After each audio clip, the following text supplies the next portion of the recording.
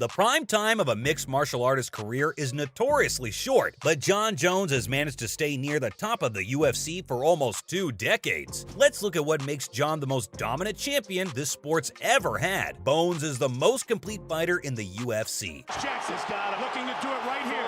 Looking to finish this fight. Quinton's trying to pry it off. Jon Jones has defended his UFC Light Heavyweight Championship. The Ultimate Fighting Championship started off as a brawl to see which fighting style could rule them all, but it became abundantly clear that specialization was never the key to victory. And as the sport continued to evolve, proficiency in all disciplines became a necessity. Jon, on the other hand, had been exceptional in all fields since his first title victory. Oh, big shots. Big shots by Jon Jones. in a world of trouble here. Gustafson's in trouble. That's Jon it. Jones has That's it. regained the throne. Wow.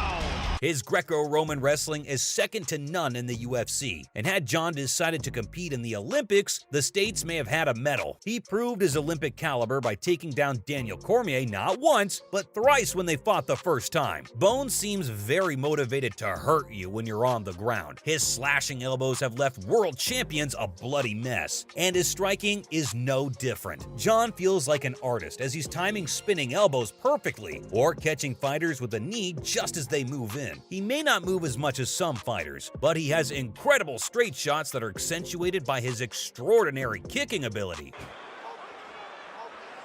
Again, Here's a nice elbow. caught him. Oh, that might have hurt him. Yeah, that did. Jones with a There's big a vicious knee and a vicious elbow. 30 seconds left in the round. Gustafson trying to escape. Few fighters at 205 can kick that well with both legs, and it's a testament to Jon's inherent athleticism that he pulls it off against champions. However, Jones has some physical advantages that drastically increase the weapons in his arsenal. Bones has a physique made for fighting light heavyweight. Training matters, talents matters, heart matters, and experience matters. But there's such a thing as being favored by God, and Jon has been blessed with more than one gift. First of all, he's exceptionally tall for the weight class at 6'4". His length makes it very hard for fighters to move in on him, and his proficiency with kicks serves as excellent distance control. If a fighter moves in, Jon hits them with the infamous oblique kick to the kneecap that's ruined a couple of fighters' careers. His 84.5-inch reach was what gave DC so many problems. He had to rush to get in close, which had him eating a head kick in the rematch. And a major height differential makes taking the taller fighter almost impossible, unless you have a high crotch or single leg on him. The last and my personal favorite, Bones' blessings, are his calves. I know it sounds weird, but hear me out. They're thin, like comically thin. That may be the only thing that allows Jon to keep his top half muscled for power, and still make the 205-pound limit for light heavyweights. If his legs were normal, Jon would have to fight at heavyweight from the start. This unique frame allowed Jon to compete at his preferred weight without having to cut too much of it. Jones trying to press the issue here. Trying to survive. That's it. He's out.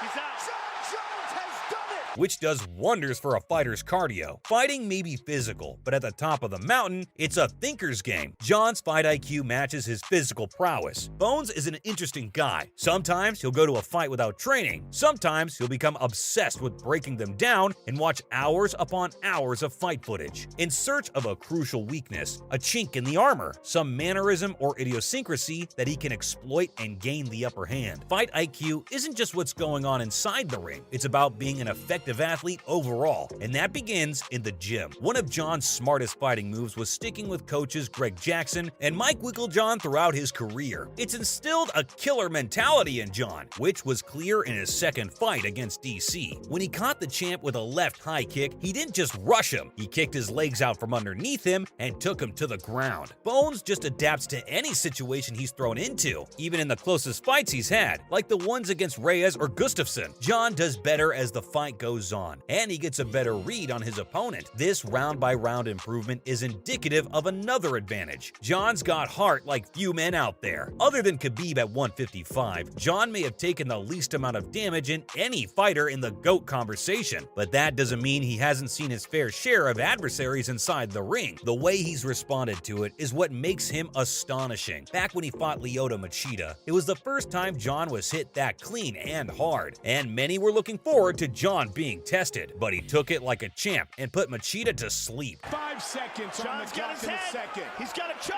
Trying to choke him out and He's finish the standing fight guillotine. here. Leono's in trouble. Trying to finish this fight. He beats out. John Jones remains. Similarly, when Vitor Belfort had Jones in a nasty armbar, much thought that was it for the young champion. He'd either tap or have his arm broken, but he got out of the submission and went on to finish the veteran fighter. Now he's going for a Kimura. It is all over. John Jones remains the UFC light heavyweight champion. So much controversy has come John's way in the past decade that it's hard to imagine it not affecting his professional career. But the American's mentality is too strong for that. Despite testing positive for cocaine before his fight against DC, John dominated. His self-belief is so high that it didn't matter what he was doing the weekend prior. He was going to win. All the legal troubles and steroid scandals the champion was having seemed to have no effect on his performance in the cage. If anything, his return fight against DC may have been the best title fight performance in the history of the sport. Some of this confidence is natural, but some of it comes from beating world champions while still being a kid in training. Jones has always had time on his side. As the things I've mentioned above combine, they produce the GOAT of MMA. Brutal elbow. Big elbows. Trying to finish this fight. Shogun's badly hurt, Mike. John Jones looking to finish Shogun.